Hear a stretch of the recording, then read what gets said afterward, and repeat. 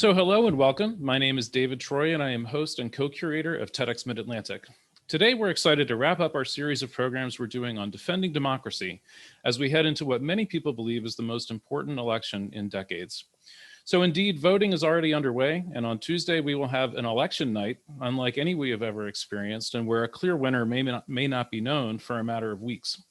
Likewise, we're living in a moment where more people than ever approve of violence as a solution to political conflict. So how exactly did things get this bad? And what might we expect over the next few weeks as we head into this tumultuous period between November 3rd and January 20th? So here to help us make sense of all this is political scientist and associate professor of government and politics at the University of Maryland at College Park, Dr. Lilliana Mason. She is the author of the book Uncivil Agreement, How Politics Became Our Identity. And she is someone that we've been trying to get onto the TEDxMidAtlantic stage since 2017, but have been unable to do so yet because of schedule conflicts and most recently because of the pandemic. So welcome, Liliana. It's good to finally have you here. Thank you so much for inviting me and for finally getting us to to talk together. Yeah, this is going to be great. So while we're presenting here, Liliana is going to start us off with some sort of thoughts about the current state of affairs, some information about the election. Lily, go ahead and maybe start off by giving us an overview of some of your current work and tell us what we might expect over the next few weeks.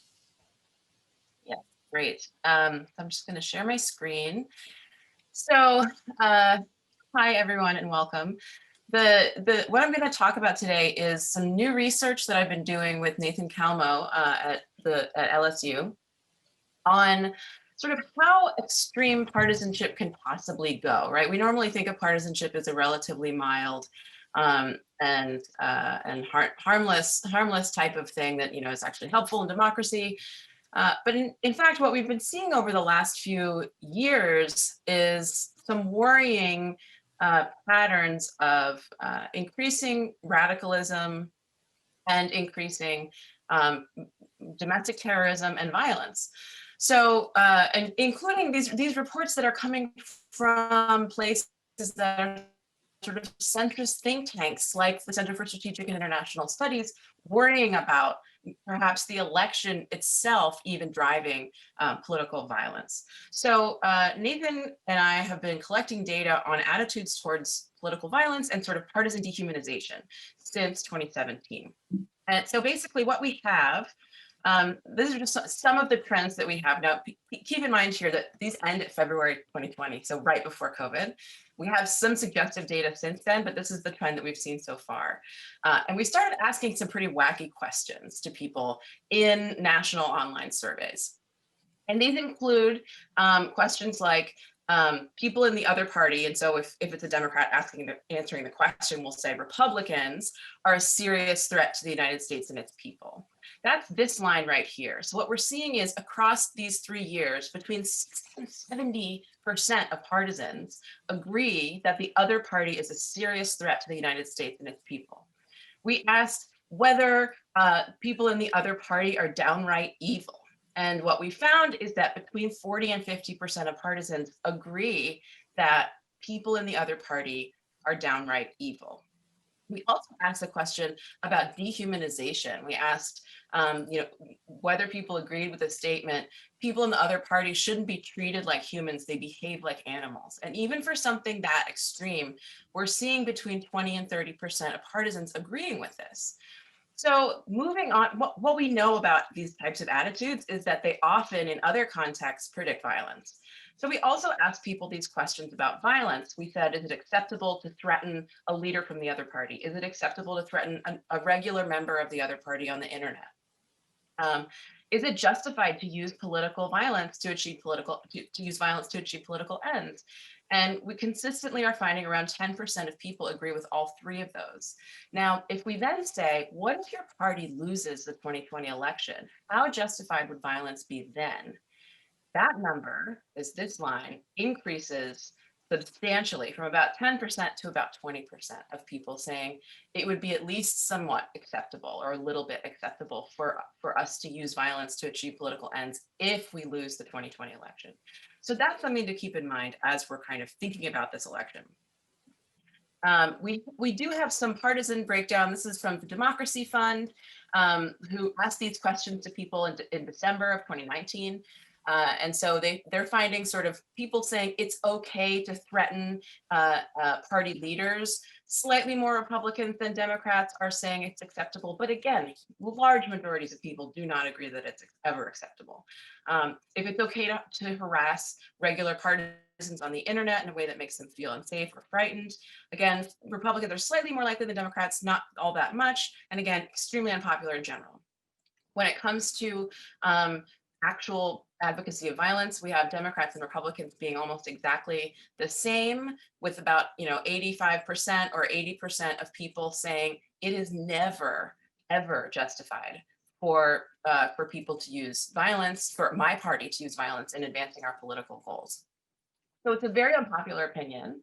But yet we still have this, 15 to 20% of Americans that do think it's at least a little bit okay to engage in violence on behalf of political goals, and that increases if people lose the election.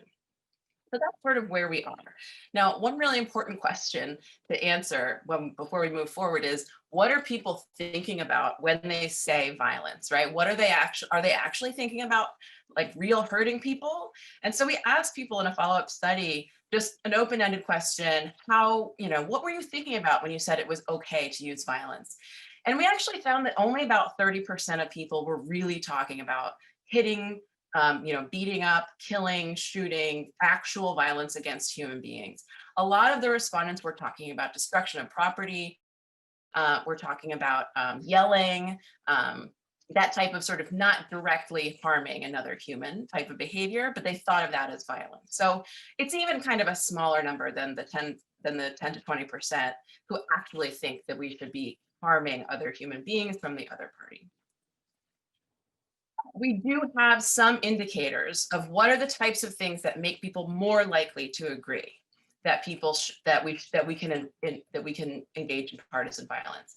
The number one predictor is just an aggressive personality. So people who say they're likely to hit another person, or they've been in an argument before, they get angry really easily. But the second best thing at predicting advocacy for political violence is the strength of your attachment to your party. So the people who have their party as a large part of their own self-identity, those are the people who are the most likely to approve of violence. We also know that violent events can make violent attitudes worse. So we happen to have a study in the field in 2018 during the week when there were the pipe bombs being sent to prominent Democrats and the Tree of Life synagogue shooting happened. So we had this questionnaire in the field before, during, and after that week. What we found is that for both Democrats and Republicans, violent attitudes spiked after that violent week. Then that approval of violence decays, and it's not a huge increase. Approval of violence decays very quickly. But for both Republicans and Democrats, slightly more for Democrats who were the targets of these attacks, it seems to be that violence begets violence, which is a very dangerous sort of cycle. We also know, however, that when we try to make these attitudes go away, we can do so. It's not actually very difficult. Leaders who speak out against violence can reduce people's approval of violence. So we had people read these quotes from Biden: violence directed at anyone is never acceptable. Or Americans, are strong, we're united. So sort of thinking about this superordinate American identity. Both of these messages, when people read them, reduce people's approval of violence, and that included for Republicans. So Republicans reading Biden's message of anti-violence and American unity approved of violence less after reading that message in comparison to people who didn't read anything at all. We also had them read messages from Trump saying similar things. Those were slightly less effective, but still somewhat effective. Now, the next slide is slightly wonky, but just stand with me for 1 second. The gray line that you see here that's going upwards as partisan identity strength increases, that indicates that people who are in the control condition, so they didn't read any message at all, as they become stronger partisans, they are more approving of partisan violence. But the people who read the anti-violence message, As they become stronger partisans, they become less violent. So the people who are naturally strong, who are naturally pro-violence because they're so strongly attached to their party, those are the people who are the most affected by these messages from our leaders. So it's possible to reduce approval of violent attitudes by having a strong leader come out and say things that are anti-violence. It's also possible for regular citizens to have an effect. We had people read these Twitter messages from a random person that they had never met before, that are pretty simple little messages, something like politics can get pretty heated, but violence is never okay. We don't fight, we vote. Or politics can get pretty heated, but we're all Americans at the end of the day. That's what really matters. After people read these messages, their approval of violence decreased, and their sense of dehumanization of the other side also decreased. So regular people's messages on, even just on social media, even people you don't really know, can reduce both violent attitudes and dehumanization of the other party. So I'm going to I'll stop here and I'd love to have a conversation, but I just want to make the point here that it's really, really important, especially in these last days of the election, for us to understand, yes, we have increasing levels of approval of partisan violence. Yes, we have all these sort of threatening statistics out there, and real serious people are seeing very, very worrisome trends, but it is also within our power and within our leaders' power to calm those attitudes. And we need to keep that in mind, particularly in the next few days. That's terrific, Liliana. Thank you. Really appreciate that overview. I did want to mention that we apparently have the Q&A feature disabled. We tried to check that, and it is not able to be turned on now that we're in progress. So that's unfortunate, but please just, if you have any questions, just email them to dave@TEDxMidAtlantic.com, and we will take them that way. So in terms of, what we might expect on Tuesday, I know that you and a lot of other political scientists are trying to read the tea leaves and try to come up with an idea of what might happen. I mean, I guess there's multiple scenarios. One would be that, we can call several important states early and, be able to be pretty certain about the outcome on Tuesday, but that seems like maybe that's optimistic. What's your take on how Tuesday might play out in terms of some of these important states like Florida and Arizona and Texas? Yeah, so I think if it were any year other than the election after 2016, and if it, regular candidates and not Donald Trump, I think that most political scientists would be predicting a pretty large landslide for victory for Biden right now. And we do have some indicators that, we will start learning about the outcome of the election relatively early, or we might start learning relatively early on election day. If Florida goes to Biden, if Texas goes to Biden, it's over, right?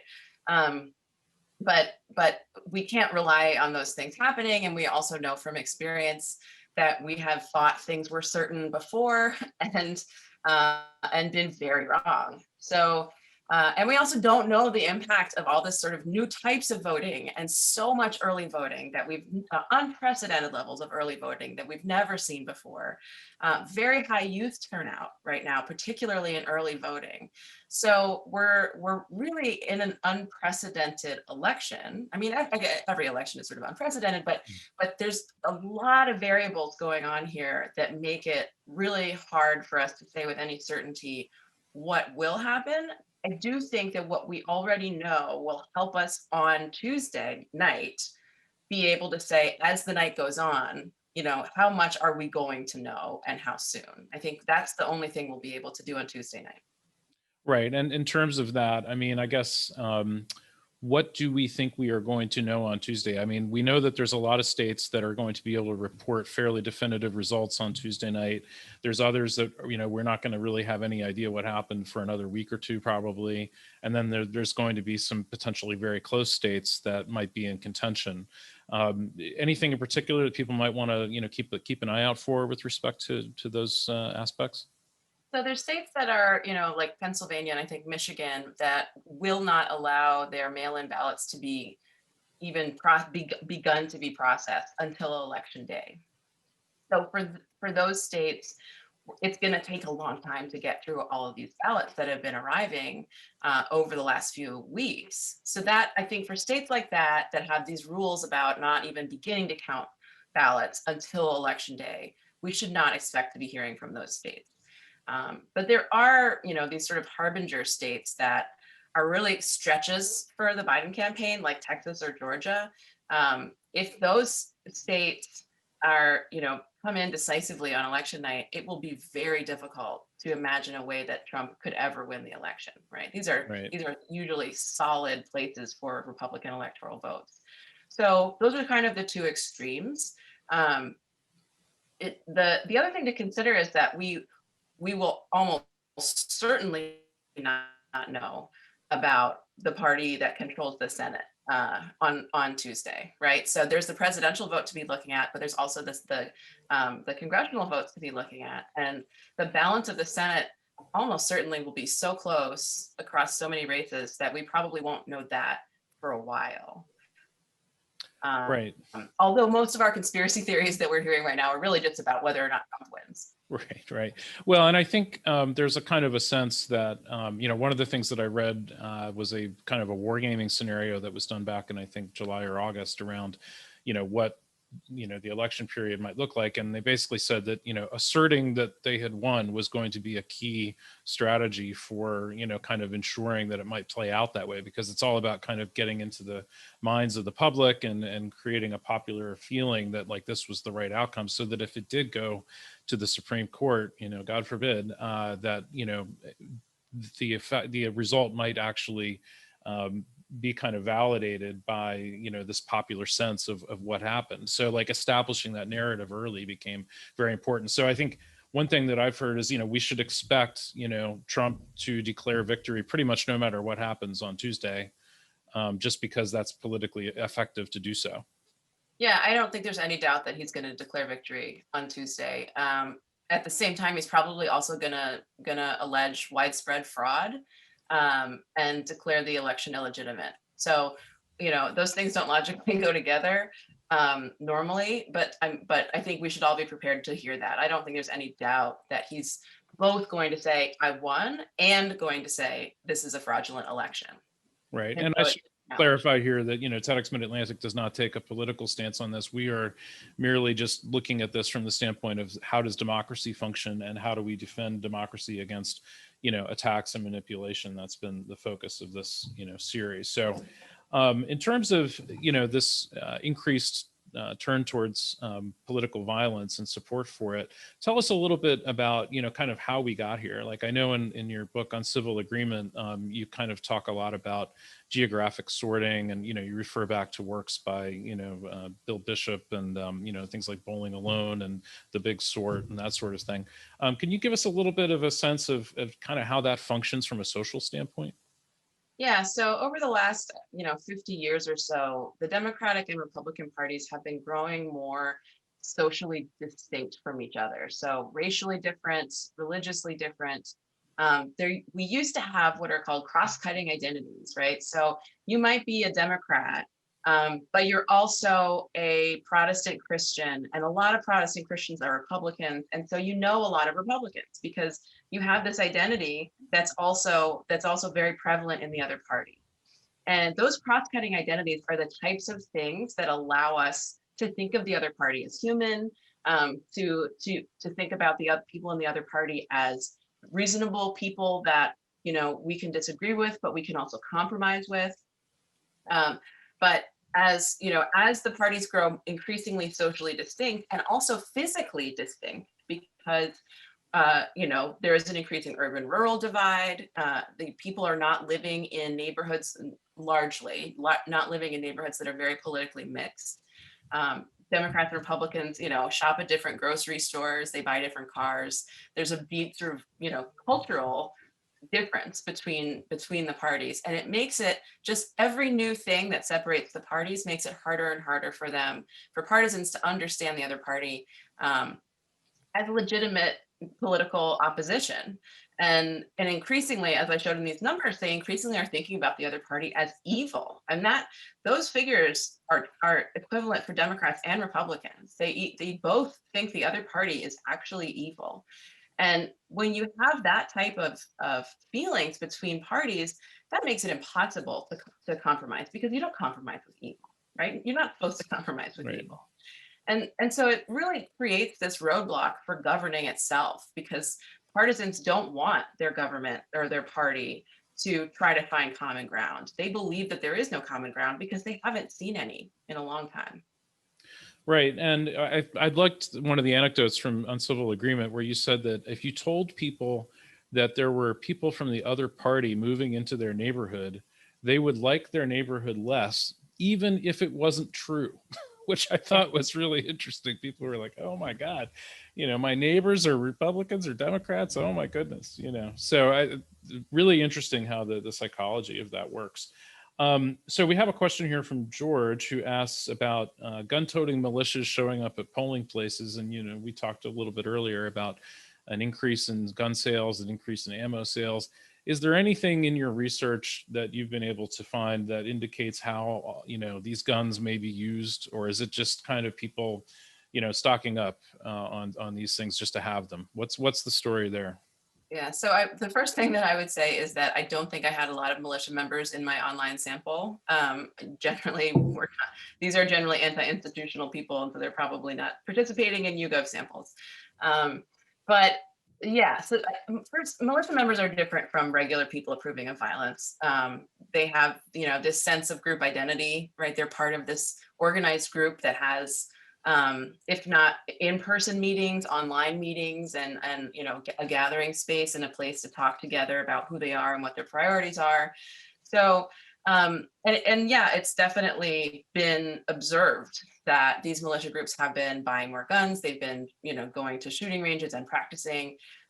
There's a lot more sort of pro-gun activity, and even specifically saying, like, we're getting ready for the big event, right? They say, we're standing by, Mr. President, or they've said on social media, there is no legitimate election in which Joe Biden wins.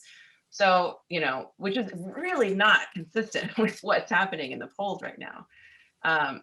But one thing I think may mitigate that a little bit is the amount of early voting that we've seen. So the actual polling place on Tuesday is not where most of the votes are going to come from, because we've already got over half of our 2016 vote count has already voted in the 2020 election.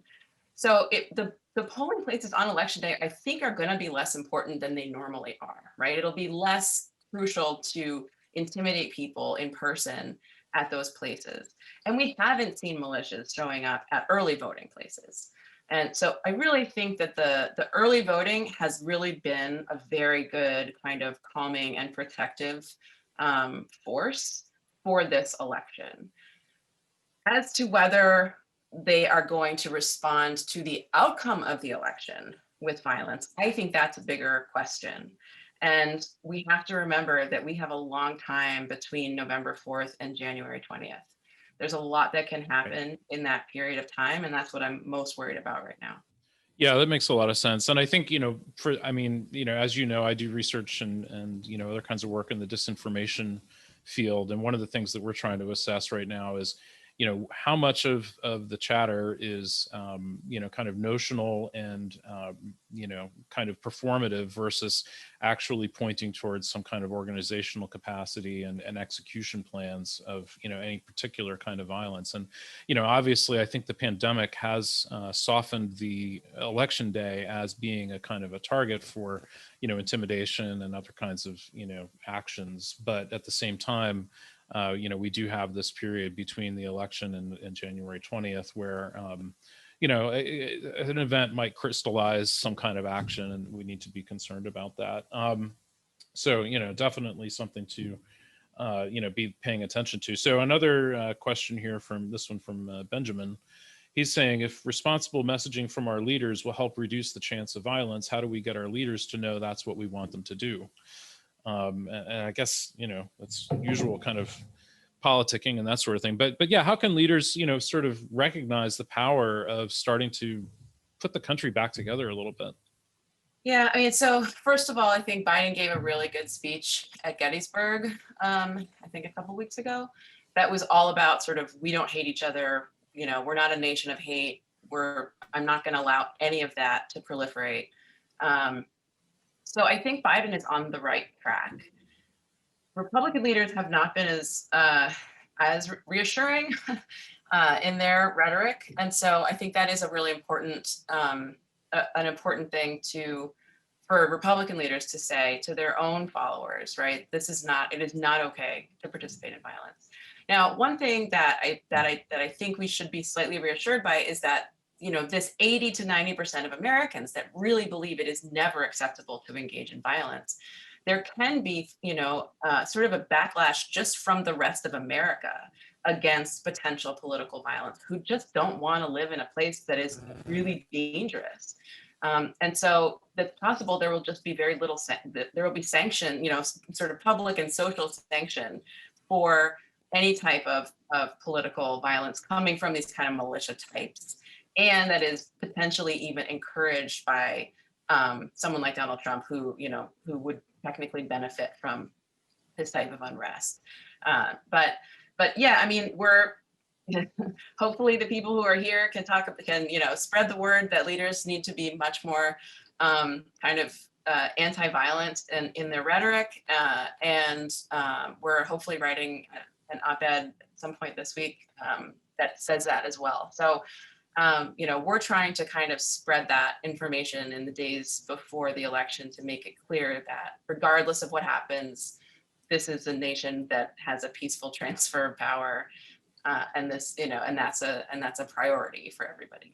Yeah, and I think it would be useful if not only our presidents, but also our governors and our mayors and everybody else that's in a position of having a bully pulpit, took the time to say, explicitly, this is not a time for violence. This is not a time for dehumanizing our opponents. We need to remember that we're all Americans and that we're in this shared project together, and that nothing we're trying to do is going to function if we, treat each other as if we are evil.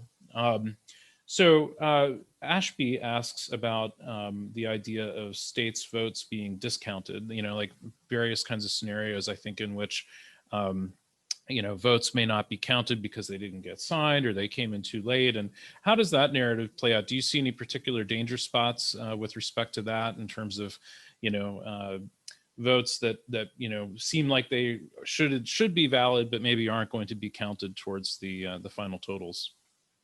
Yeah, so I think of this in two different ways. One is most of the evidence points to the fact that very few of our ballots are going to be meddled with. It's very hard to do that on a widespread scale because our elections are so localized. So the overall picture is that it's probably not going to be a widespread problem. What I'm worried about is that there will be problems, little problems, in a lot of places, because there's always some kind of mistake, right? Elections are never perfect. And so what I'm concerned about is actually people finding the places where there are mistakes made and claiming it as widespread electoral fraud, as evidence of widespread electoral fraud, right? Right. And that would delegitimize the way that the entire electorate thinks about the outcome. And what we need more than anything is for our electorate to trust that whoever wins is a legitimate winner. That's crucial. And so anything that undermines the idea that overall, this is probably going to be fine, like most votes are going to be counted and there will be some mistakes made, but they're probably pretty marginal. I think it's important just to keep in mind that it's unlikely that there's going to be, the entire nation is intentionally manipulated in one direction or another. And that trust in legitimacy is crucial for sort of a peaceful transition. Right. And I know that one of the concerns that people have in the disinformation, field is the idea that there will be a perception that the election was illegitimate or compromised in some way, even if it wasn't. And of course, we have reason to believe that there is some capacity to, infiltrate networks and do bad things and all that. But, we have to walk this very fine line in the disinfo community to not, sort of cry wolf too loudly, lest we risk the notion that we change people's perception about the integrity of the election. We need people to trust these results, even if, it may be a little fuzzy around the edges in a few places, but overall, the result is going to be quite sound. And I think that also speaks to, the president's remarks about widespread voter fraud, which from everything I understand, there just isn't a lot of evidence of that. Have you seen any kind of changes in that regard, or anything new we need to be worried about there? I think the thing to keep in mind is that the intelligence community told us that Russia's aim in 2016 was not necessarily to elect Donald Trump, but their aim was to reduce our faith in our own democracy as Americans. That was their main goal, was just to make it confusing enough that when Hillary Clinton won, nobody would believe the outcome, right? That was what Russians thought they were doing. Now, they got way more than they expected, but they're trying that again. And so we know for sure that this is what Russia wants, is for us to be confused and distrusting of our own democracy. And because that's the only thing that makes our democracy legitimate, is that we all agree to the rules, right? And that the rules are being followed, and that people are playing fairly. And Russia doesn't need to change anybody's votes. They don't, all they need to do is question our votes and make us question our votes to create enough confusion so that whatever outcome happens in the election, we sort of fall into chaos and violence against each other. And this is really George Washington in his farewell address specifically said, partisanship, if it gets too strong, will open the door to foreign influence, because we'll be too busy fighting each other and other nations are going to take advantage of it. So it's really important to remember, this is Russia's goal, is to make us think that our election is illegitimate, right? They want us to believe this because it weakens us as a nation. No, absolutely. And I wanted to remind folks watching, if they have questions, we don't have the Q&A feature able to be enabled right now, but you can email your questions to dave@TEDxMidAtlantic.com. So we talked a little bit before this call about, if the problem is a kind of lack of these cross-cutting social ties, what kinds of things can be potentially pursued such that over the long term, say in a generation, we might be in a better position than we are now, so that 2050 looks a lot different than 2020. Right. So I used to say, before COVID, if aliens attack the planet Earth, then we'll all come together as humans, and Democrats and Republicans will stop fighting. But COVID came, and it was the equivalent of aliens attacking the planet Earth, and it became politicized, right? So the idea of having this overarching American identity being threatened may not actually function the way that I had hoped it would function, originally.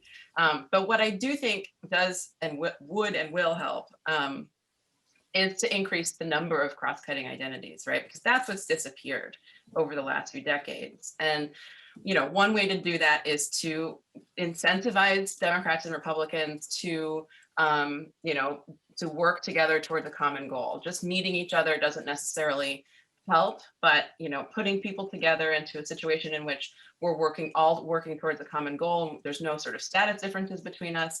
The military is a great example of this. When they desegregated some of the battalions during the Korean War, they found that the white soldiers in the desegregated battalions had much more racially tolerant attitudes afterwards than the white soldiers in the still segregated battalions. So we know that putting people together and having them work towards a common cause is helpful. It reduces polarization. It reduces the way that people kind of dehumanize and hate each other. The question is how to do that. And I think, a number of people have suggested having some kind of national service. Biden has this plan for this huge infrastructure project that everyone's kind of going to be, brought together into to help, fix the roads and create more, responsible energy. And, but yeah, it requires, I think, actual intentional construction of new cross-cutting identities to kind of tamp this down. Right. And I think that, we can kind of observe that an opposite kind of process has been happening, in addition to the kind of geographic sorting that, you highlighted. We also used to have, people that had experience serving in the military with each other and who fought in wars and things like that. And we obviously don't need to have wars in order to get people to be cross-mixed. But, you also had in the generation prior to, World War II, you also had, various kinds of New Deal programs that brought a lot of people from different backgrounds together. And then furthermore, college educations, I think, say 50 years ago, were a lot more cross-mixing than they are today, where to a large extent, colleges have become kind of brand names and people attach themselves to these brand names as a matter of cultural identity. And they're, sort of sorting themselves into socioeconomic classes by just even a simple choice of like what school you choose. And, while there is some mixing within that context, it's not maybe as robust as what it might have been 50 years ago. So, I mean, from my perspective, that's kind of a design problem that we need to address in terms of how do we want to design our society and what does America 2050 look like from a social connections standpoint. Well, and I also think that it's really important to just be very clear about the point that part of this is coming out of the fact that we have a racial division between the parties.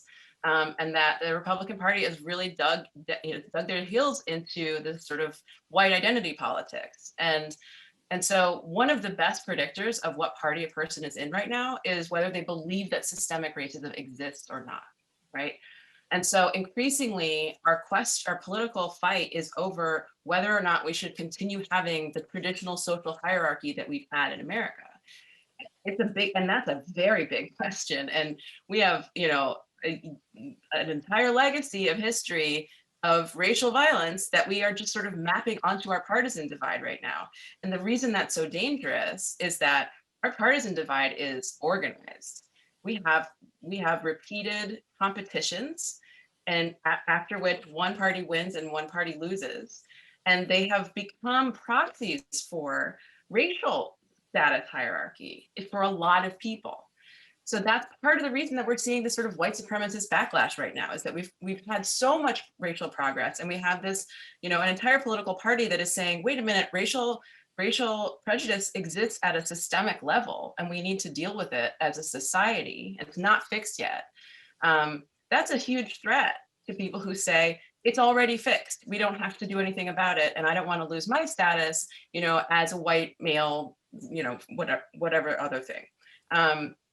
And so I do think that's a really important thing, because this contact it's going to have to be overtly also about kind of racial equality and gender equality and all these things that are very, very contentious, and that won't be solved immediately, and they won't be solved overnight, because it's not just the party, it's the fact that the party is connected to these other very, very divisive ideas.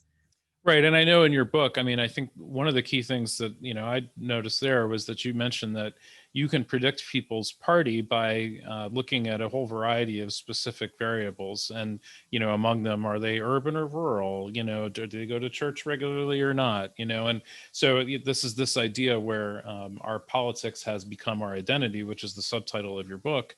And, I think that is something that I think people are experiencing, but they just don't really understand sort of how it all functions yet, So that I think is a really good reason to check out Liliana's book, by the way. She gets into that in great detail. So we have a question here from Steve, who says, I read a recent study that showed an increasing number of people would be willing to have a more authoritarian form of government if it meant that their political views would prevail. These people may not be endorsing physical violence, but aren't they just as much a real threat? Yeah, so we do have, there are some people that are sort of less supportive of basic democracy. And there's no way to say that comes across as nonpartisan, because the Republican Party has a big problem right now, which is that because they've sort of put all their eggs in the white identity politics basket, they have a base that's shrinking as a proportion of the American population. By 2040 or 2050, America is going to be minority white. And so digging into that and really defending yourself based on that kind of argument, an identity-based argument, it becomes less powerful over time. And so what that means is either you have to avoid that argument, right? Invite new kinds of people into the party and diversify, or you have to find a way to stop other people from voting, because there is no country in which an ethnic minority rules the rest of the country without breaking down into some sort of either, autocracy or um, there's no way to be an actual democratic country if you're ruled by an ethnic minority. It doesn't work in the rest of the world. It won't, you have to stop people from voting in order to do that. And so, and already, part of the reason it's still working is that in general, white rural votes are more heavily counted than, for instance, like anybody's vote in California. A person in Wyoming's vote means, because of the Electoral College, means so much more than a person in California's vote. It has so much more power. And not just in the Electoral College, but in the Senate and whatnot too. Yeah. And right. It's the same structure. Yeah. Right. So yeah, technically 17% of Americans can elect a majority of the Senate because of these, state-based population differences. And it just so happens that the Republican Party's base is these voters whose vote is the most powerful. And that's why this keeps, that's why they can continue to win elections, even with a shrinking base, because their base is just, it happens to be the people who have the most powerful votes. So that'll work for a while. But eventually, as the country diversifies, that's not going to work. Eventually it's not going to work anymore. And it's unclear whether that's going to encourage the Republican Party to diversify itself, or to sort of dig into this more authoritarian, anti-democratic approach to politics. Right. So that's sort of the open question that we don't know. Right, and I'll confess that I thought in 2016 that that shift had probably already happened, and that there really wasn't going to be an opportunity to, kind of exercise this playbook anymore. But I was wrong. But I wasn't. They wrote a report, right? They wrote the autopsy report. Reince Priebus wrote it. Right. And it said we need to be more racially diverse. Yeah, no, and I mean, I think they knew kind of like what they needed to do long term, but in the end, they doubled down again on the Southern strategy, basically. Right. And I was, I guess in combination with all the other factors that were brought into 2016 with the, Russian interference and everything else, that was a successful recipe. But I still feel like that in the long term, that playbook just doesn't function anymore. And I know there's been a lot of people, pundits and whatnot, who have, been waxing about the demise of the Republican Party, and maybe it's finally done, and maybe Trump killed it and what have you, which I think is possible. But, I think what we have to be thinking about too is like, what would it take for, this current sort of Republican Democrat, duality that we've had for the last, 120 whatever years, to 150 years to shift to be something different. So like, would there be a third party that emerges? Like, what are the mechanics of getting past this particular point in history? Yeah, the third party question comes up a lot. And unfortunately, because of the way American institutions are built, there's a law called Duverger's law, the theory, but it's like a law of physics that says that America will never have more than two parties. So the parties change and they move positions, but partially because we have a direct primary, partially because we have the Electoral College. There are very few opportunities for a third party to actually be created and have power and certainly have a majority, right? They're almost never represented at all. So right. Yeah, go ahead. Yeah. Because people vote strategically. When you have a system like this, and also we have a first past the post system, which means that if you get 51% of the vote, you get 100% of the seat in Congress. So any vote in a proportional representation system, if you get 15% of the votes, you get 15% of the seats. And that allows other parties to exist. But when we have the system that we have, it's throwing your vote away if you vote for a third party candidate, because it's so unlikely that candidate is going to get 51% of the vote. So right, unless they've somehow or another built up so much momentum over time to, take over some spot at some point, but yeah, that's a very long, arduous process.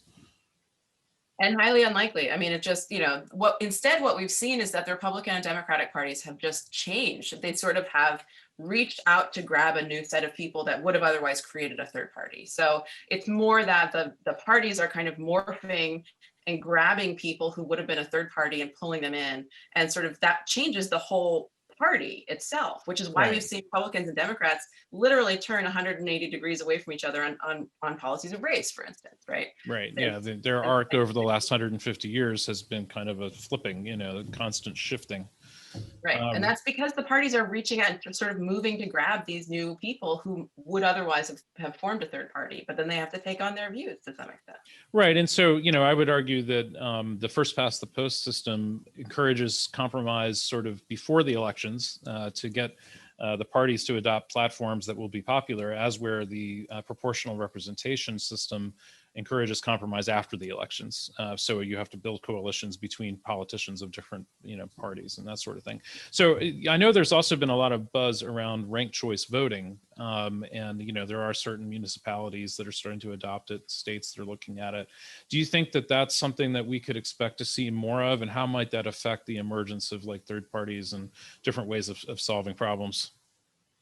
So I think in theory, it does, it helps to elect more moderate people, because you're not just having the most extreme people choose the most extreme person, and then that's the person that wins with 30% of the vote, because very few people actually vote in primaries, for instance.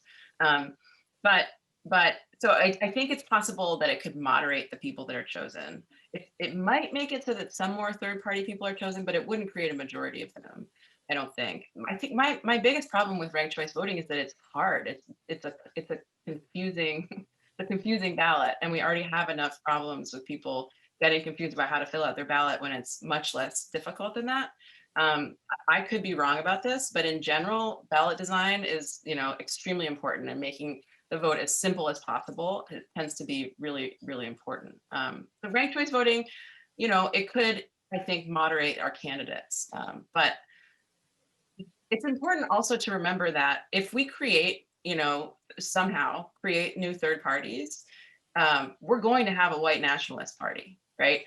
The people that are going, right, the subgroups that we have are going to sort of peel off into their own groups. So we'll have a Green Party, but we're also going to have a white nationalist party. And all of these sort of subgroups are going to become much more organized themselves, although Americans will also have a choice, have an ability to actually decide between them overtly. Instead of just saying, I'm a Republican, I'm a Democrat, they can actually say like, oh, I like this extremely right or left-wing party.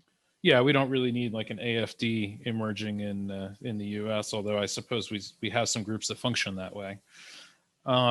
So we got a question here from Sarah, who asks, in 2000, we saw Al Gore concede the election when it was heavily contested, as Jeb Bush was threatening to stop the Florida recount. If this election is close, do you think that Trump would ever concede? And what will happen if he won't? So any thoughts on that for Sarah? Yeah, so I think that's actually two different questions. If it's close, what happens? And then is Trump going to concede at all, no matter what? So if it's close, first of all, I think that the Biden campaign has learned from the 2000 election and will not be conceding until every single possible avenue of counting votes has been explored. That's the case in which we could end up in the Supreme Court again. And now there are 3 justices on the Supreme Court who were on the side of Bush in the Bush v. Gore Supreme Court case in 2000. So the court is sort of stacked against any challenge from Biden. Although who knows, right? Who knows what happens? The will Trump concede question, I think, is an open question regardless of what the outcome is. Even if it's a blowout for Biden, I think that it's hard to imagine Trump actually standing up and giving a speech in which he says, I lost the election, Biden is the new president, and I wish him the best of luck, right? I just don't, based on his prior behavior, I don't see him doing that. So my guess is that he'll complain that it's a fraudulent election until Biden is inaugurated. He's not going to stop. There's not going to be any way for him to stop, Biden from being inaugurated, because, we have a law that says that, the election or the, the new president will be sworn in on January 20th at whatever it is, 1 p.m. or what have you. So, But he can complain about it from November 4th until then. right, which I would fully expect him to do. So we got a question from Benjamin about marketing and about how some brands are using, sort of partisan identity to advance their product goals. Do you think that that's something that is helpful, or maybe should marketing professionals maybe speak out against that kind of activity? Or, what's the interplay between identity, politics, and commerce? And is there an ethical North Star we should be looking at there? Yeah, I mean, I think that so politics is always about, campaigning and marketing. Campaigns are basically marketing, right? I think that the harder question here is, how should the media cover that, right? Does the media take that at face value and just report it? Or does the media say, this is not actually an accurate thing that they're saying about themselves. There's no evidence to support this. One of the things the media does all the time that I think is really, really not productive is to present everything as a horse race. So, the Supreme Court says that Pennsylvania can keep counting ballots after November 4th, which is a win for Democrats, right? Like there's almost always the sort of comma, and then the Democrats win, and then the Republicans win, which creates more of a sense that there is this conflict between the parties, right? Democrats don't win if all the votes are technically win an election if all the votes are counted, but like American democracy wins if all the votes are counted. All the votes should be counted. So, I think setting everything up as this competition between Democrats and Republicans, and outcomes are always partisan and they're never good or bad, right? I think that's really the harmful thing, and the media participates in this in a way that can make them complicit. So I'm much more worried. I always am going to expect parties to market and campaign, but the way that that's covered, I think, is really important. Well, and I think too that one of the things I've noticed with reporting is that a lot of times they will report one particular point of view, and it's pretty fact-based and whatnot, and then they'll go and get a comment from some lunatic who believes the opposite for whatever reason. And it's like, no, these things are not equivalent, and it's not helpful to kind of frame everything as being this dichotomy. And I know you wrote a lot. I think this is some of the work that I saw of yours that led me to reach out to you. Was you were talking about how politics is covered much like team sports, and that people treat it like team sports. And in fact, potentially team sports is an unhelpful aspect to American society in terms of how we perceive politics. Do you think, have your views shifted on that a little bit since like 2017, or do you think that's still kind of a key element in terms of how we're perceiving our political reality? I mean, I think that's we're still largely doing that. The problem with treating an election like a sport, right? And even right, look at people on election night. They're like, they get their beer ready, they get their popcorn, right? They sit down in front of whichever cable news channel they think is their favorite, and then they watch the game. Right. And they cheer if they win, and they're sad if they lose. And the difference between a sports game and an election is that when your favorite team wins the Super Bowl, they don't then need to protect you and the things that you need in your life, right? They're not responsible for enacting laws that then work to make America a better place or work for the greater good of the nation as a whole, right? That's not their responsibility. They were there to entertain you, and that's it, and they're done. And you don't expect to hear from them again. But by sort of gamifying politics and elections, what we do is we create a situation in which we leave our party alone after they're elected. We treat them like the football team rather than like the political party that's supposed to be legislating and creating policy that creates sort of the most benefit for the most Americans. We don't ask them to do that as much anymore because they did the thing we needed, which was to win. And we feel great about it. And so they're off the hook until the next election, or at least until the next, headline in the news that says, this policy is a win for whatever. Right. So we got a question from Jeff, who is asking about passive and peaceful demonstrations, kind of in contrast to the kind of violence that you are starting to identify as being possible. What's the future of the peaceful demonstration? That's possibly up to Fox News, unfortunately. You know, the way that Fox covered the demonstrations in particular was to take the same clip of violence and play the same clip over and over every single day and pretend it was a new act of violence. The protests were largely peaceful, and the way that the Trump administration handled them was very inflammatory. If, however, if if somehow, you know, Trump wins the election or takes the presidency in a way that seems very illegitimate, there are a number of groups out there that are already planning extremely widespread protests. I don't think it's going to scare people away from protesting if Trump wins again. So, you know, the it's in the interest of, you know, of people in power to say protests are bad. But it's also an inherently American thing to do. And it's kind of the only way that progress is made in terms of, you know, equality and changing who has power. So, you know, I think that the future of it is, I don't know exactly how it's going to go, but there's a lot of different ways, I think. Well, I suppose that, you know, based on your previous comments about what leaders say and their power to shape, you know, perceptions and reality and that kind of thing, like, I think if leaders start to call for people to behave peacefully and that that is who we are as Americans and that kind of thing, and just remind people that that is, you know, the better way to affect change, you know, almost all of the time, that that will have a very positive potential effect on, you know, how that goes. So I guess just in wrapping up, you know, this is going to be an interesting next, I don't know, however many weeks it is between November 3rd and January 20th. And it is going to be psychologically taxing on us because we are going to be living with a degree of uncertainty. We're going to be dealing with a degree of conflict with our friends, family, neighbors, and fellow countrymen. Do you have any tips on kind of how we can brace ourselves for that and kind of survive this period in terms of, you know, interacting with our fellow Americans and dealing with social media? How can we kind of make this as painless as possible? Yeah, so first I would suggest not talking about politics at all with people.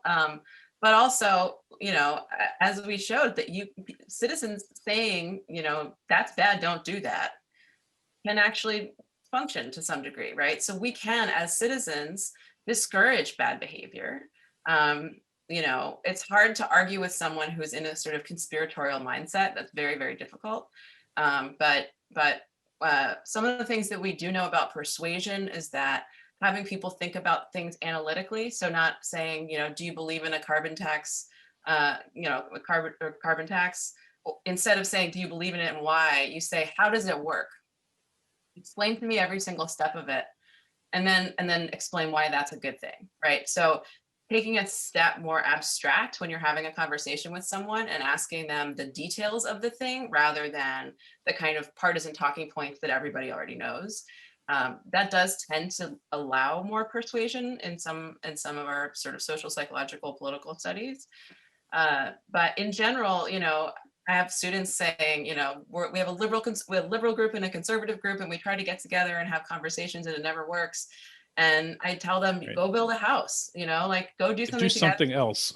Do something else. Yeah, do something together and have the same goal and complete it. And then maybe you can talk about politics, but probably not even then. You should probably wait a little longer, right? Get to know each other and have some respect for each other as human beings, and then you can talk about politics. But ultimately, what we end up doing as partisans is just reciting the same lines back and forth to each other that we all know. It's almost like this play that we keep reenacting over and over again. Right. And it's not useful at all. Well, and we're repeating back these cliches that come with our team. And, you know, until we move past those cliches and we start to focus on building the social connections between people who are a little bit different from us, maybe live in a little bit different place, think a little differently, we're going to have a very difficult time, I think, you know, overcoming these kinds of divisions. And, you know, in working in the de-radicalization environment around QAnon and whatnot, what I can say is that attacking people for their beliefs, or trying to meet them square on and say, no, what you're saying is crazy, is not the best way to kind of deal with them. What you need to do instead is to maintain a connection with them, because if you cut off connection with them, you won't have that cross-cutting social connection to, give them a lead out. And then secondly, avoid talking about the contentious subject, and then focus on everything else that you have in common as humans, because that is what's going to create a bond that can actually tie people together. So I want to thank you very much for being here. We're out of time for today, but I'm very much looking forward to having you on the TEDxMidAtlantic actual stage with humans and food and all of that, like we usually do. This has been a great substitute, but nothing like the real thing. So again, thank you, Liliana, for being here. We really appreciate it. Thank you so much. This was a lot of fun. Okay, this will be online on our website in the next day or so. Please feel free to share it with your friends. I think this is going to wrap up our series on defending democracy for this cycle, but we will definitely be revisiting these topics over the next several months and over the next few years for sure. And again, thank you for being here to all of you, and apologize for the difficulty with the Q&A, but we made it work with email. We will see you next time. Thanks again.